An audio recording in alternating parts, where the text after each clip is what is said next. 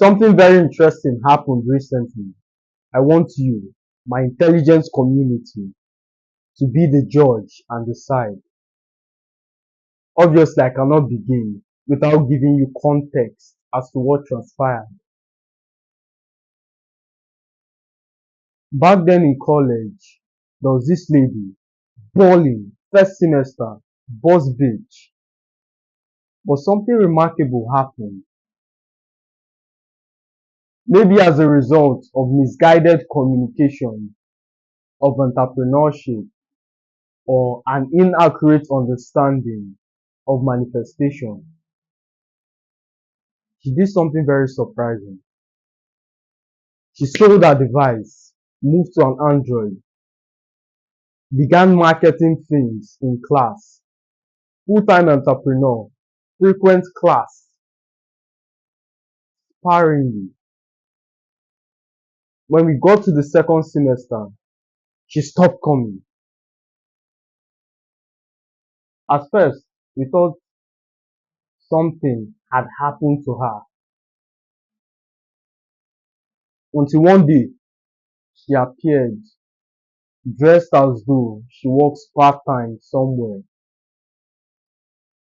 And the next semester rolls around. She frequents all the class. If you so much as whisper behind her, please, you're making a lot of noise. I'm trying as much as possible to learn. And as a professional who's versed in pattern recognition, once you see something like that, this student is on prohibition or probation rather. This student is on probation.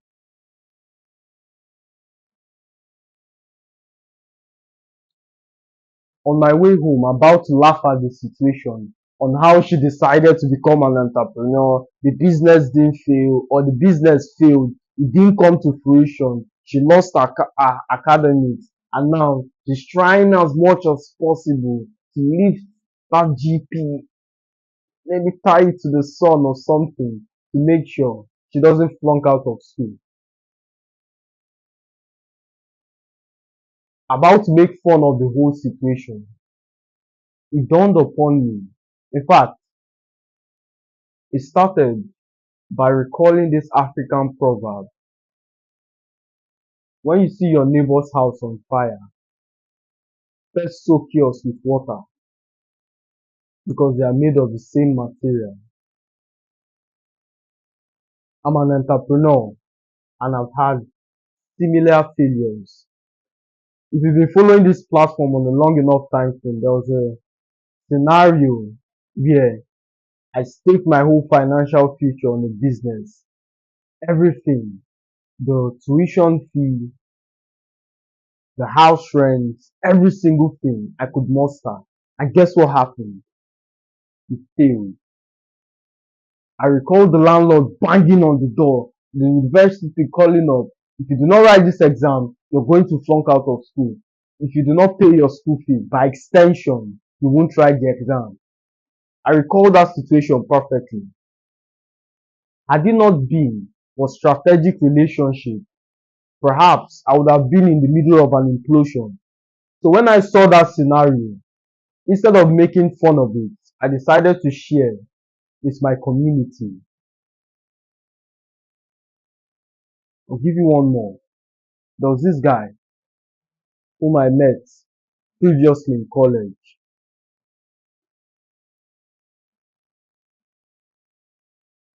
The first time we met was congenial. We talked on philosophy, personal development. We had it back and forth.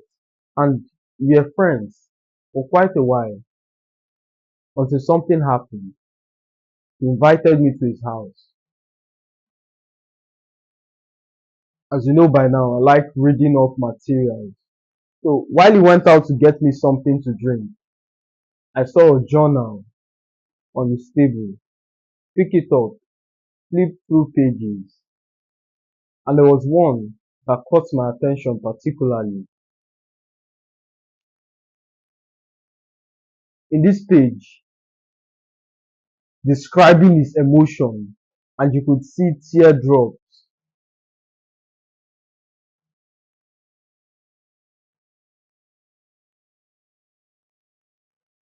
I, XYZ, am in pain because of my previous academic failure.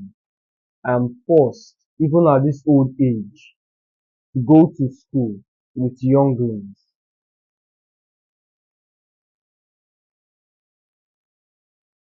How does this affect you?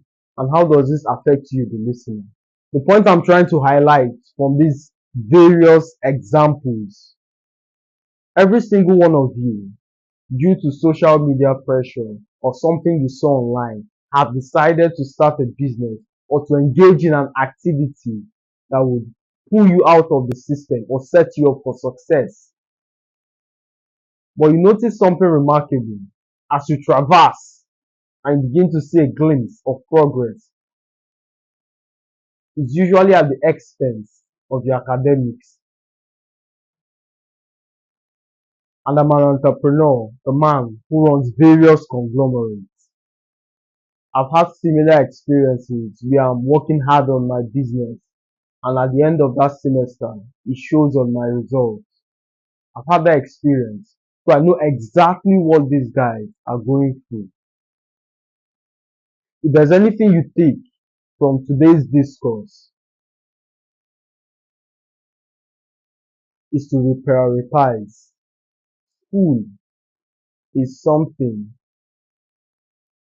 you do for a while. School is something that has limited time frame. I'm not advocating for you to abandon your goals completely. Hell no. However, what I do recommend in this tricky situation is to reprioritize. Focus on your studies. As Apostle Paul would put it, all things are lawful, but not all things are expedient. All things are right, but not all things are convenient. To everything on earth there is a season, and every purpose in heaven. The time to sleep, the time to awake, the time to be born, the time to die, the time to plant, the time to harvest. The consistent factor is time. There's time for everything.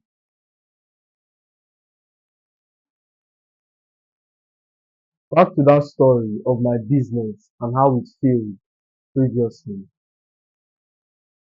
And to all gurus or shamans, people who have the ears of young individual, I want every single one of you to pay attention, pay rapt attention.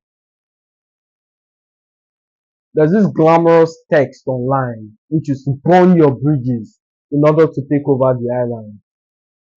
My friend, I've burnt my bridges before, and I can tell you from experience, not everybody should undergo that kind of consequence.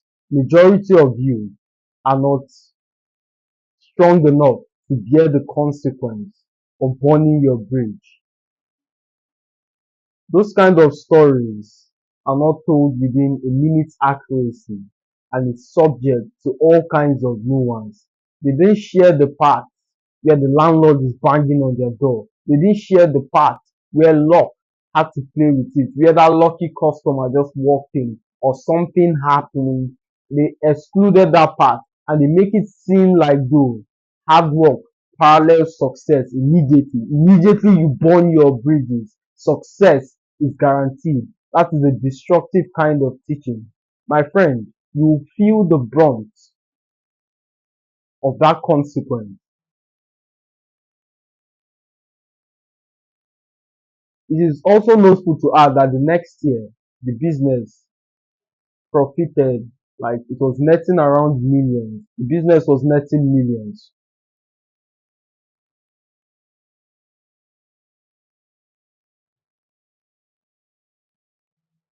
But had I not had strategic relationship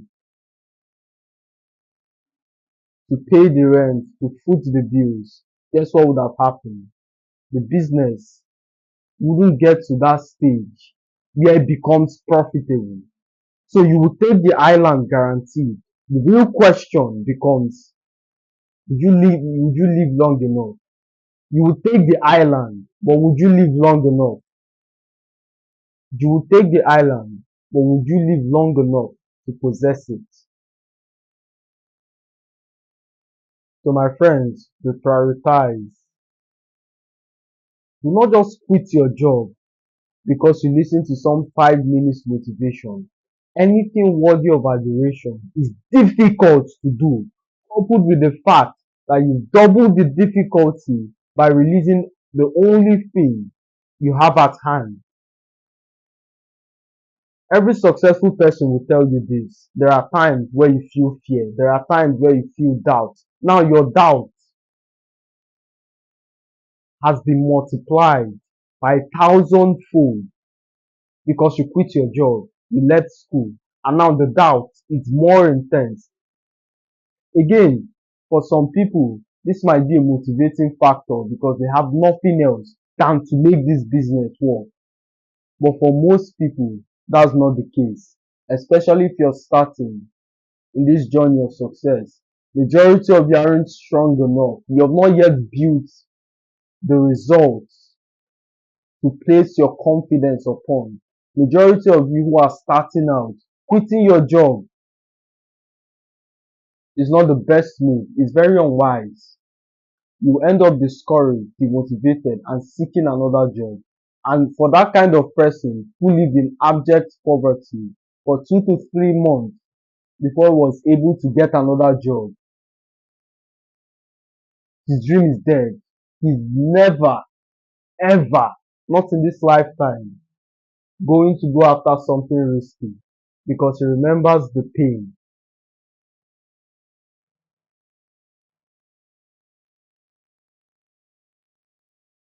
Are there some of you who are outlaws? Are there some of you who are outliers? Are there some of you who, regardless of what life throws at you,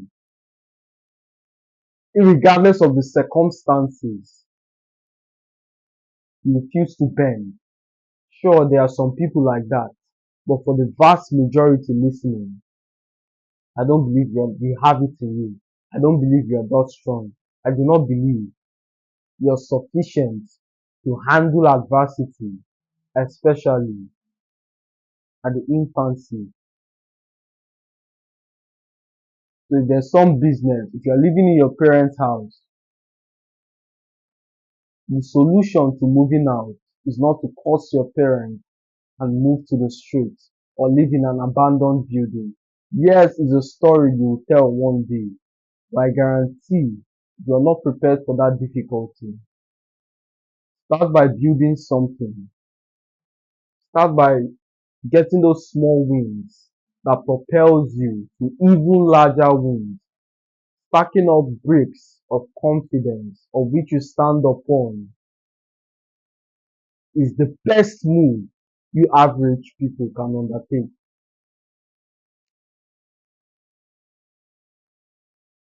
Now, please let me clarify something. I'm not against burning your bridge. I'm not against taking risks. In fact, I'm not advocating for safety. All I am advocating for is to understand your temperament when it comes to risk.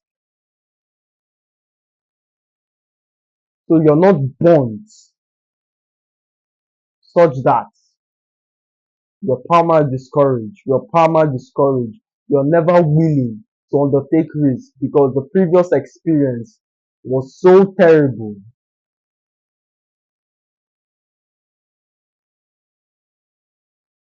My friends, stay safe, keep hustling, and you'll be fine. As always, my friend, it's a pleasure speaking to you. I'll see you in the next one.